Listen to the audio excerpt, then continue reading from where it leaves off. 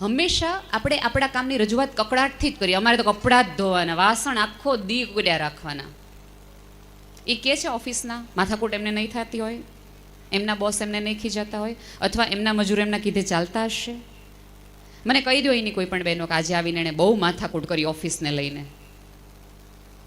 કદાચ નહીં મળે. કદાચ તમને કીધી હશે તો એક શેરિંગના ભાગરૂપે કે મારી પત્નીને ખબર હોવી જોઈએ કે મારી ફેક્ટરીમાં શું ચાલે છે, દુકાનમાં શું ચાલે છે. તમે જોજો કે જેમ જેમ સ્ત્રીની ઉંમર વધે ને એમ સ્ત્રીની આંખો પહોળી થાય અને પુરુષની ઝીણી થાય. કારણ કે પુરુષ જોઈ જોઈને કંટાળી ગયો છે, કારણ કે એનું જગત કુરૂપતાનું છે. અને સ્ત્રીની પહોળી થઈ જાય, વિસ્મય એની આંખમાં વધતું જાય. હાવ આવું આમ હોય, કાંઈ ઘટનાઓ આમ બને.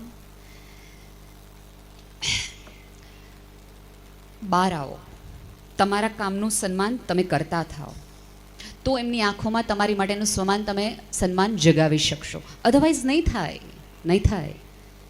જ્યારે પણ કહો તો ગર્વથી કહો. અત્યારે છે ને અનુરાધાબેન એક નવો પ્રવાહ ચાલ્યો છે કે પહેલાં આપણે કોઈ પણને મળતા ને તો એમ પૂછતા કેમ છો, એટલો જ પ્રશ્ન હતો. હવે સામાન્ય રીતે આપણે એક જ પ્રશ્ન કરીએ છીએ કે શું કરો છો, એઝ ઇફ કંઈક કરવું જ જોઈએ એવી ગેરસમજણમાં આપણે બધા આવી ગયા છીએ. આપણે એવું માનીએ છીએ કે નોકરી કરતી સ્ત્રી જ મહાન છે, ગૃહિણીની નોકરીની કોઈ કદર જ નથી. શું કામ નથી? કારણ કે એ સન્માન આપણે ન ઊભું કરી શક્યા.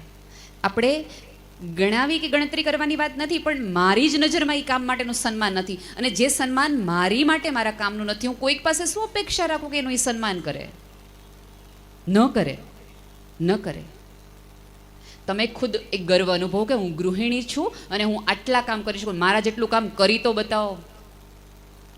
સવારે ઉઠો, દરવાજાઓ ખોલો, બારી બારણાઓ ખોલો, ન્યૂઝપેપર અંદર લ્યો, દૂધની કોથળીઓ અંદર લ્યો, તપેલીઓ વીછળો, દૂધ 2 અલગ અલગ પ્રકારના ગરમ કરો, 4 જણાની 4 પ્રકારની ચા બનાવો, 4 જણાના નાસ્તા અલગ બનાવો, છોકરાઓ છે એને ટિફિન બોક્સ અલગ અલગ કરાવડાવો, દરેકના યુનિફોર્મને ઇસ્ત્રી કરો, તમામ પ્રકારની રોટલીઓ પેરેડ લાવો, કામવાળીને રિક્વેસ્ટ કરો પ્લીઝ આજનો દિવસ આવજે ને બપોર પછી હું તને કાલ રજા આપી દઈશ, આજે મહેમાન છે.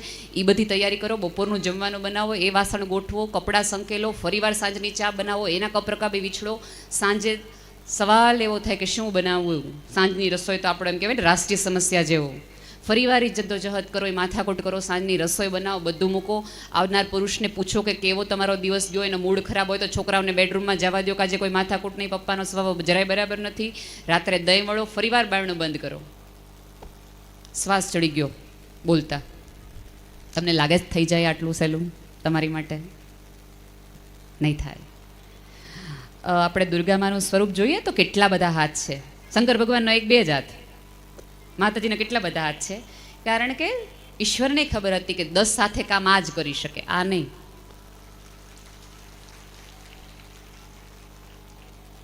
તો આપણે સન્માનિત થાઓ, પોતાને સન્માનિત કરો, આપણી સાથેની સ્ત્રીનું સન્માન કરો. આપણી ભૂલ એ પડી કે આપણે અંદરો અંદર બાંધવા માંડ્યા એટલે જીતી ગયા. મહિલા મંડળો બહુ મોડેથી શરૂ થઈ, પહેલાં થઈ જવા જોઈ જતા તો આ લોકો સુખી હોત ને આપણે સુખી હોત.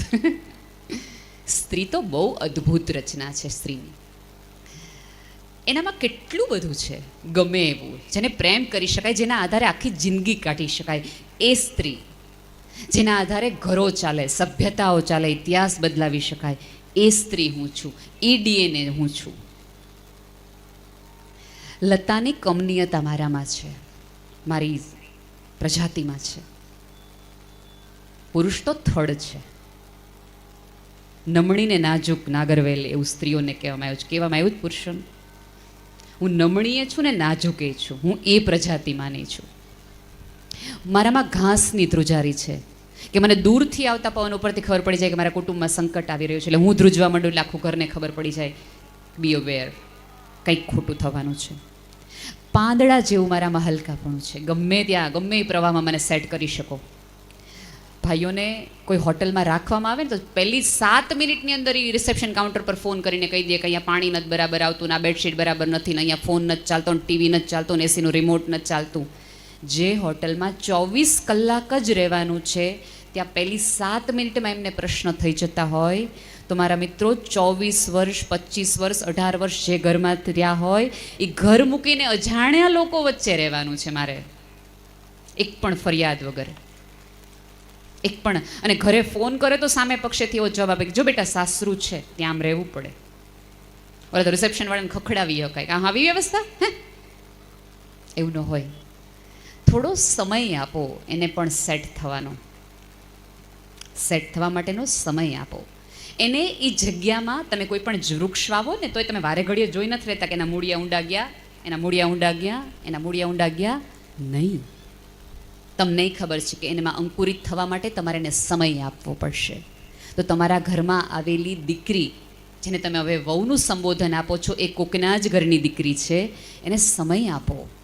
એ તમારા ઘરમાં એ મૂળિયા ઊંડા જવા માટેનો એને યોગ્ય વાતાવરણ આપો, સમજ આપો. અને દીકરીઓ એ સ્વીકારતી થઈ જાય કે જમીન હવે મારી આ છે. હું વારા ઘડીએ ફોન કરીને ત્યાં ફરિયાદ કરું એ વાત જ ખોટી, એ વાત જ ખોટી. મમ્મીઓને પણ મારી ફરિયાદ છે કે 1.5 કલાક વાત કર્યા પછી એની દીકરી એમ કે મમ્મી હાલ હવે હું ફોન મૂકું, મારે બહુ કામ છે. ત્યારે ફોન મૂક્યા પછી માનો એક જ હોય, મારી દીકરી હક્કેથી વાતે કરી શકતી નથી, એટલું કામ છે. 1.5 કલાક વાત કરી, આનાથી વધુ હક કેટલું કોઈ ગુમમાં. અને એની તમારી દીકરાની બહુ ફોન ઉપર હોય તો પહેલી ફરિયાદ આખો દી ફોન ઉપર હોય, આખો દી. કરેલી છે આ પુરુષે ફરિયાદ? કોઈ સસરાએ એમ કીધું કે મારી દીકરાની બહુ આખો દી ફોન ઉપર હોય? સાસુની જ હોય. મને આ વાક્ય જરાય નથી ગમતું કે સ્ત્રીની દુશ્મન છે. ના, નથી નથી નથી નથી, સાવ ખોટી વાત છે. ખોટી વાતને પુરવાર કરી દેખાડવું પડશે કે આ ખોટી વાત છે. એ સ્ત્રી છે, હરણની નજર ઈશ્વરે એને આપી છે કે પાછળ અવાજ આવતો હોય ને તો એ અડધી રાત્રે એમ કે ઊભા થઈને જોજો કંઈક અવાજ આવે છે વાડામાં. એ સતર્કતા સ્ત્રીમાં છે, તમે જોજો. હરણની નજર સ્ત્રીને આપી છે. વાઘની ક્રૂરતા ઈશ્વરે સ્ત્રીને આપી છે કે હું અંદરો અંદર ગમે એ કરું પણ કોઈ બહારની વ્યક્તિ આવીને મારા ઘરને કંઈ કહી તો જોવે, હું પીખી નાખું. એ ક્રૂરતા સ્ત્રીમાં છે, ઈશ્વરે એને આપેલી છે કે આવી તો જોવું. અને એની હરણની નજર વાઘની ક્રૂરતા અને બગલાની ટેવને લુચ્ચાઈ આપે છે. ઉપરથી જોવે, એરિયલ વ્યૂથી, કોણ તકલીફમાં છે, કોણ મૂંઝવણમાં છે, કોણ શું કરી રહી છે, કઈ લોકો ગેમ રમી રહ્યા છે મારા ઘરની વિરુદ્ધ. આ સ્ત્રી છે, આ એની સમજ છે. અગ્નિની ઉષ્મા પણ એનામાં છે અને બરફ જેવી ટાઢક પણ એનામાં છે. આટલું બધું મિશ્રણ ભેગું કરો અને એક સ્ત્રીની રચના ઈશ્વર કરે ને પછી પુરુષને એમ કહેવામાં આવે, ઈશ્વર એમ કે જા જી લે અપની જિંદગી, આ તત્વ મેં તારી માટે બનાવ્યું છે કે જેમાં આટલા બધા ગુણો છે. શાસ્ત્રો વિખી નાખો, પુરુષના આટલા વર્ણનો નહીં મળે તમને જેટલા સ્ત્રીઓના મળે છે. અને મારે કહેવું પડે કે દરેક વર્ણનો પુરુષે કરેલા છે. એને મતલબ પુરુષને ખબર છે કે સ્ત્રી શું છે, સ્ત્રી ભૂલી રહી છે કે એ શું છે. એ થોડોક વચ્ચે પ્રોબ્લેમ થઈ ગયો છે, થઈ ગયો છે. બાકી સ્ત્રી તો મજાની છે, આનંદ છે એના જીવનમાં કેટલો બધો. લગ્ન જીવન એ તો બહુ મજાની વ્યવસ્થા છે, સાથે મોટા થવાની વ્યવસ્થા છે, એક દ્રષ્ટિ તરફ જોવાની વ્યવસ્થા છે. આપણી સમસ્યા એ હોતી હોય છે મિત્રો કે આપણે એકબીજાની સામે જોઈએ છીએ પણ એક રસ્તા ઉપર નથી જોતા. ક્યાં સુધી તમે કોઈને જોઈ શકો? ક્યાં સુધી? આપણે આપણી તમામ દીકરીઓને થોડી એવી ટ્રેન કરીએ કે જે જમીન ઉપર પગ રાખે અને ઉપર નજર રાખે. તમને લાગે છે કે ફિલ્મો જેવું જીવન એકતા કપૂર જે જીવી રહી છે એવી કોઈ સ્ત્રીઓ તમે એકચ્યુઅલી ક્યારેય જોઈ છે? નહીં. તમે મને તમારા દરેક માની સ્ત્રી એમ કે એણે ક્યારેય પોતાની નણંદ જેઠાણીની દાળમાં મીઠું નાખી દીધું છે? ક્યારેય નહીં, ક્યારેય નથી નાખ્યું. તો શું કામ આવા બધા નેગેટિવ વાઇબ્સ લઈને આપણે જીવવા માગીએ છીએ? શું કામ? સરસ મજાની રચના છે ઈશ્વરનું, તમે સુંદર મજાનું સર્જન છો, એને ઉત્સવ બનાવો, સુંદર તૈયાર થાવ, મજાથી તૈયાર થાવ. હું સુંદર નહીં લાગું તો પૃથ્વીનો ખૂણો દરેક કુરૂપ લાગવાનો છે. ઈશ્વરે 4 ઋતુઓ એટલા માટે આપી છે અને ઋતુઓ એ સ્ત્રીનું વર્ણન છે. હું સમયે સમયે રંગો બદલાવીશ તો આ જ્ઞાતિ સુખી થશે. હું સન્માન મારું કરું, હું મને સુંદર કરું અને અન્યની સુંદરતા જોઈને પણ હું ટાઢક અનુભવું. આપણી પ્રોબ્લેમ ક્યારેક એ થાય કે આપણે ખૂબ મજાની સાડી, ફોર એક્ઝામ્પલ આ પ્રોગ્રામ નક્કી થયો ને ત્યારે દરેક સ્ત્રીને આવેલો પહેલો વિચાર એ હશે કે હું શું પહેરીશ. હું શું પહેરીશ. 4 દિવસની સાડીઓ દરેકે પોતાના કબાટમાં નક્કી કરી રાખીએ છે, અલગ અલગ અલગ અલગ પ્રકારની. એની માટે બની શકે તમે 1 મહિનો મહેનત કરી છે એ સુંદર મજાની 4 સાડીઓ ગૂંથવામાં, બેસ્ટ ઘરેણાના સેટ બનાવ્યા. બની શકે એ ઘરેણા લેવા માટે તમે તમારા પતિ સાથે લડ્યા હોય, ઝઘડ્યા હોય, માથાકૂટ કરી હોય, એવું પણ બન્યું હોય.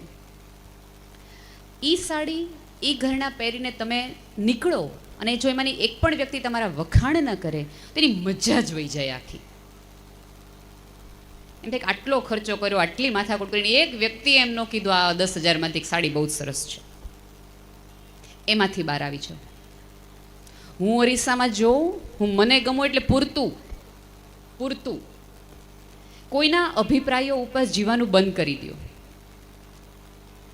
એમાંથી બહાર આવી જાઓ. નહીં તો તમે જે આટલી બધી મહેનત કરીને સુંદર સાડીઓ ભેગી કરી છે ને એનો તમને કોઈ દિવસ આનંદ જ નહીં થાય, એનો તમને થાક લાગશે.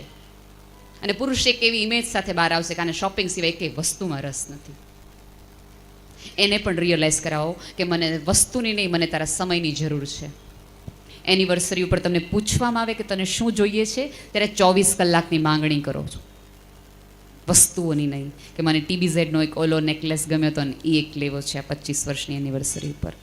કયો એને કે મને તારા 24 કલાક જોઈએ છે, કે જેમાં 24 કલાકમાં હું મારી ફરિયાદ કહી શકું, એઝ વેલ એઝ તમારી ફરિયાદ મારી માટેની હું સાંભળી શકું. આપણી પ્રોબ્લેમ એ છે કે આપણે આપણી ફરિયાદ, મને કોઈક એમ કહે ને કે તને દુઃખ શું છે, હું સડસડાટ યાદી બોલવા માંડું કે આટલા દુઃખ છે મને આ વ્યક્તિના હિસાબે. અને જો એ વ્યક્તિને પૂછવામાં આવે કે આ સ્ત્રીના હિસાબે તને કયા કયા દુઃખ છે, અને એ પુરુષ જો એ યાદી આપે તો પહેલો પ્રશ્ન હોય તમને તમારામાં બધું ખરાબ જ લાગે છે. એટલે એ કે સાચું ને હું કવિ ખોટું. એની બધી ગેરસમજણ ને મારી બધી સમજણ, એ વિગતો ખોટી, એ માન્યતાઓ ખોટી. લગ્ન જીવન તો બહુ સુંદર મજાની વ્યવસ્થા છે. મારા અસ્તિત્વનો સૌથી વધુ ઉત્સવ જો કોઈ વ્યવસ્થા કરી શકતું હોય તો એ લગ્ન વ્યવસ્થા છે. સમજથી જીવો, પ્રેમથી જીવો, હૂંફથી જીવો. બહુ જ ઓછું જીવન છે. એને કકડાટમાં, ગુસ્સામાં, માથાકૂટમાં ન પસાર કરો.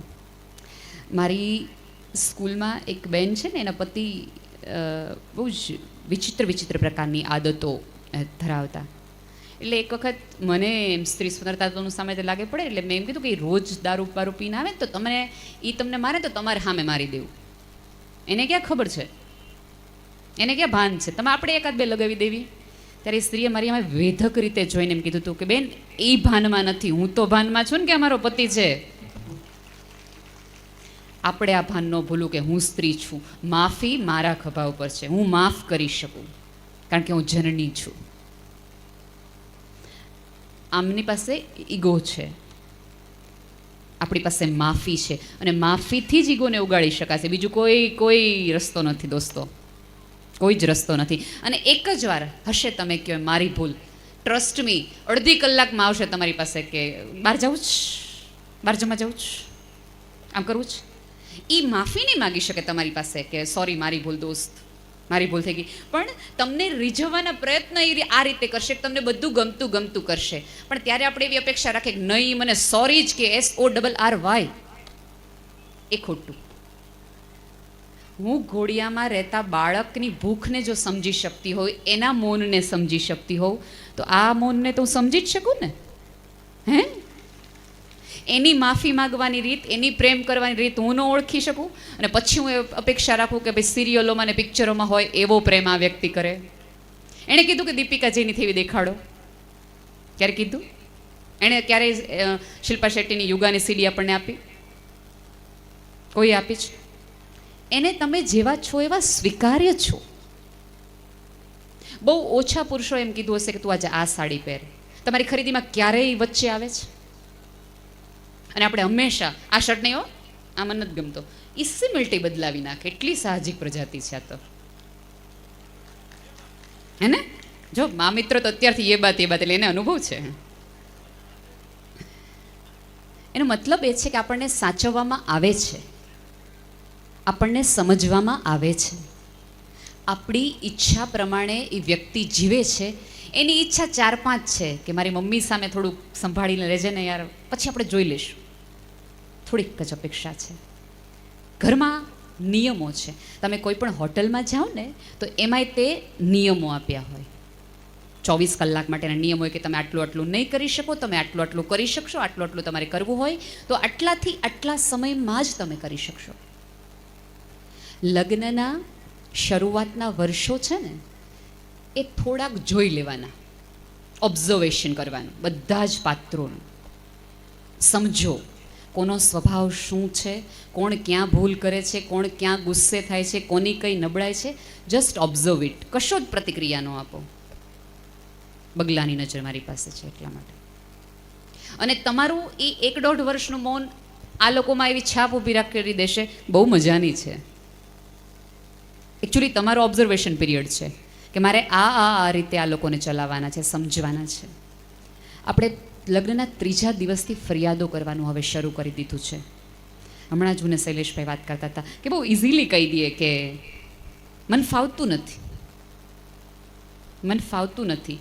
તો મારે એ દરેક દીકરીઓને અને દરેક સ્ત્રીઓને કહેવું જોઈએ કે 43 ગરમીમાં પ્યોર સિલ્કની સાડી પહેરી, ખૂબ બધા ઘરેણાં પહેરી, પોઇન્ટેડ હિલ ન સચવાતી હોય તોય પહેરી એડજસ્ટ થઈને જો તમે સુંદર દેખાઈ શકતા હોય, તમારી જાતને આ વ્યવસ્થામાં ફવાવી શકતા હોય તો આ તો બહુ મોટી વ્યવસ્થા છે યાર. જીવનને સુંદર કરવાનો આધાર છે.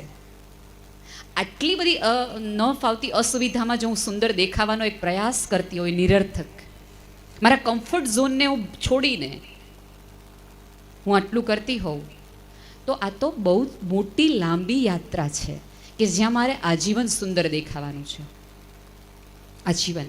અને બિલીવ મી, જગતની એક વ્યક્તિના આંખમાં જો તમારી માટે સન્માન નહીં હોય ને તો મને આ સ્ટેજ ઉપરથી ગમે એટલું સન્માન મળે ને મને મજા જ ન આવે.